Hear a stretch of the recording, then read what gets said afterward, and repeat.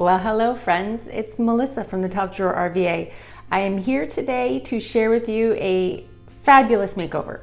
There's nothing better than taking something that has been in your family for many, many years and making it your own. So today's bench makeover has a beautiful story behind it, and I thought I would share this before we begin so that you can hear a little bit more about my story.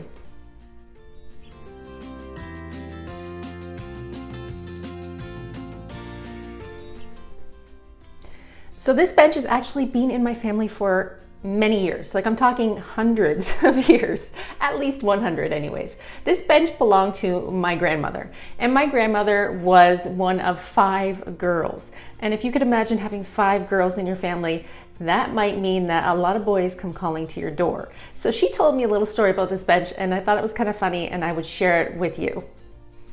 So my grandma said that this little church pew, this little bench, would sit in the front hallway of her home when she was growing up. She doesn't know where it came from, she doesn't know how long they had it, but it sat right there in the front foyer.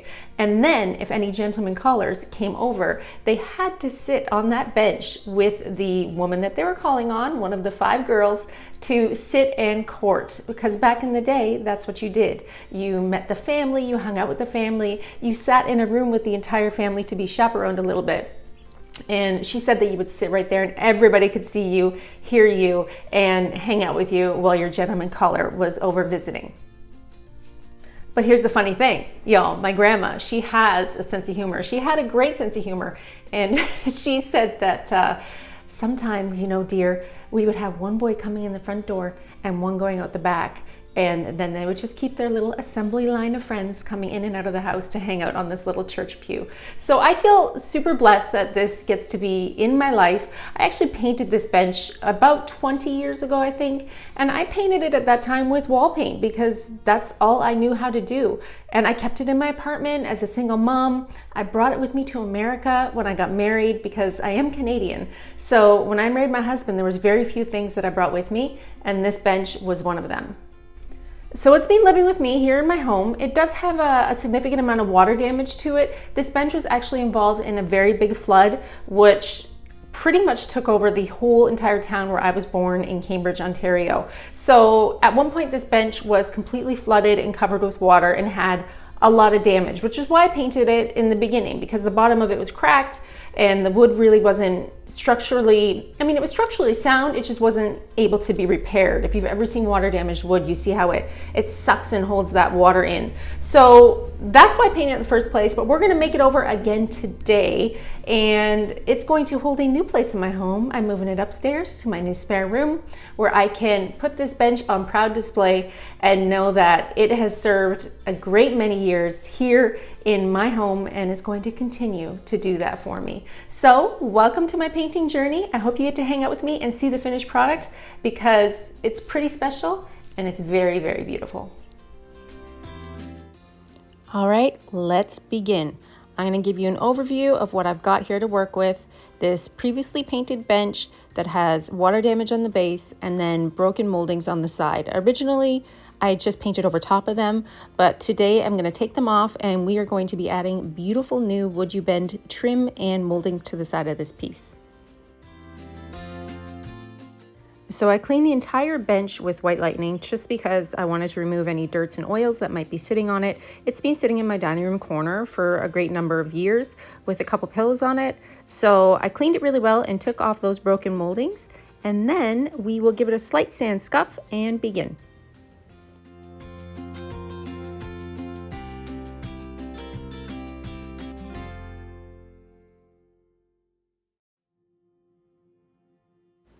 So if you look closely at this bench, you'll realize that the sides are different and actually the shape is different.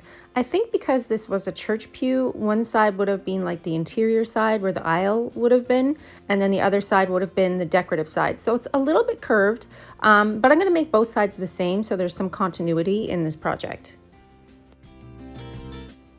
So if you have any holes or any areas you need to fill before you put on your Woodubend, you can do that with Dixie Belle's mud.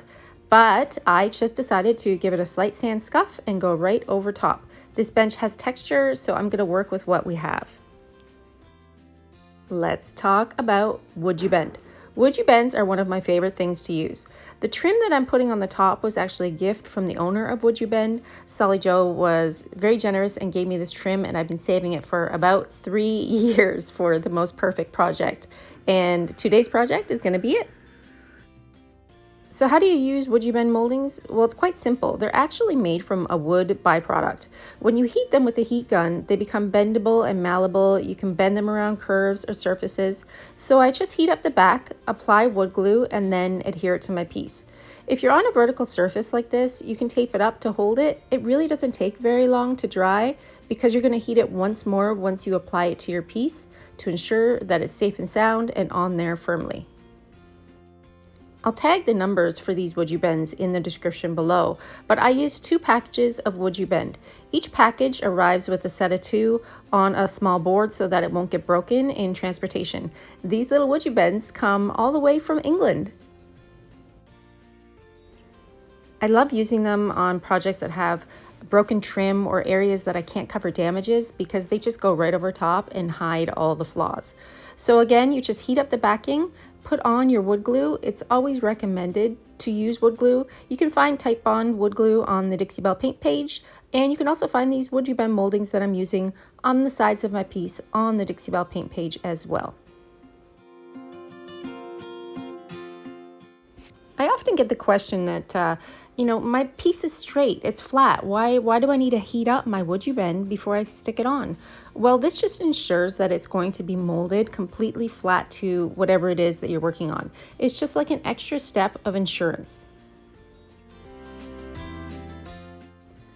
So if you ever get too much glue on your Woodubend piece, like when you're putting that glue on the back, I tend to use a paintbrush and actually smash it around with my finger a little bit.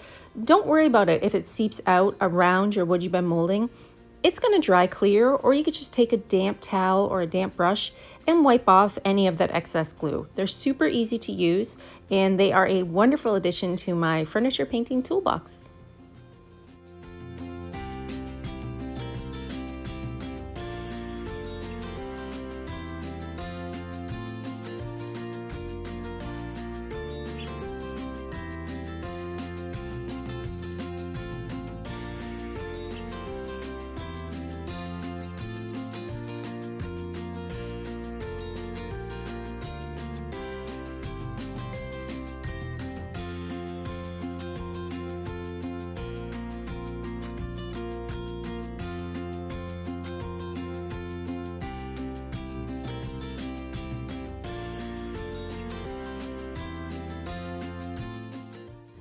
So this piece of furniture is already a little bit rough and tumble. Remember, it's been through a flood. So the base of it has some cracks and the seat has a crack.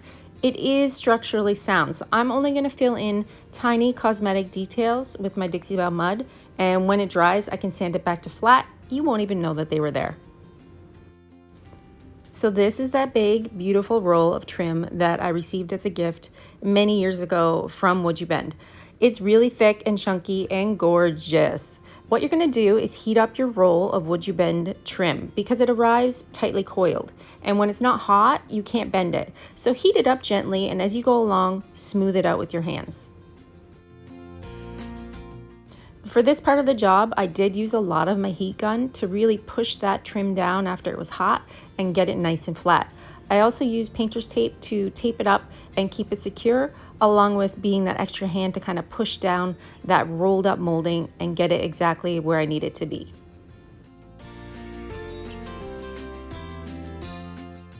As soon as your Woodubend molding is dry, which is pretty darn quick, you can go right ahead and paint over top of it. So the plan for this piece is going to be classy and beautiful, just like my grandma. I started out with a full even coat of burlap. What this is going to do is give me a nice base for some ombre blending when I come in with that best dang brush. So I painted the entire bench in burlap. I used my spray misting bottle to help me keep my paint nice and smooth. This is a really pretty neutral base that I won't mind at all if it peeks through when I start to do some blending. So I did one side here, and I'm showing you the look we're going for. Let's get into the detail and I'll teach you how to do it. So on my dry base of burlap, I came in with my darkest color, which is coffee bean. I wanted to put coffee bean into the edges and around the trim, so when I bring back my paint, I can see it sit in the crevices. I then came in with my second color, which was Burlap, and the final color, which is Sawmill Gravy. Now, here's the trick to the best dang brush. Use it when it's damp. Make sure that you wipe it off as you go along and use small circular motions to really move that wet paint around and get it where you want it to be.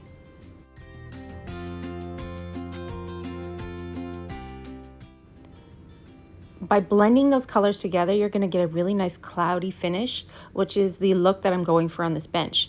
I want it to look old, worn, and weathered. This is not a new piece of furniture. This has a history. So let's make it interesting with the ombre blending and kind of play with light a little bit, shadows and light. I really think that using the best dang brush is what's going to make this simple for anybody else that's going to try this look.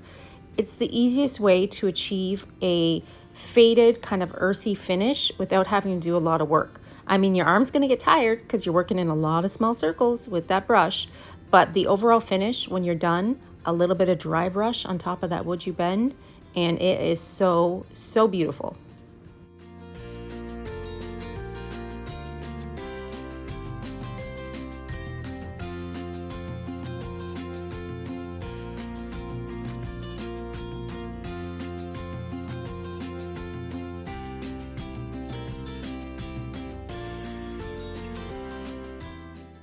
I even painted the back of this bench because I don't know if I'm going to keep it on the side of the room or put it at the base of the bed. So this bench was painted completely 100% all the way around, right over top of those gorgeous Woodubend moldings, and now I'm left with this gorgeous product.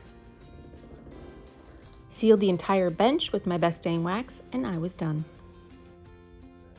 Now you know that I couldn't stage this bench unless I put a picture of my grandma in here somewhere.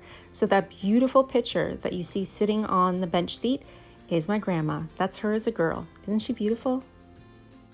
Along with a couple of recipes of her most favorite famous cookies, and this staging and this bench is done. I am 100% completely happy with this look. I hope that you enjoyed coming along with me on my painting journey and learning a little bit more about my story. I'll see you again next week.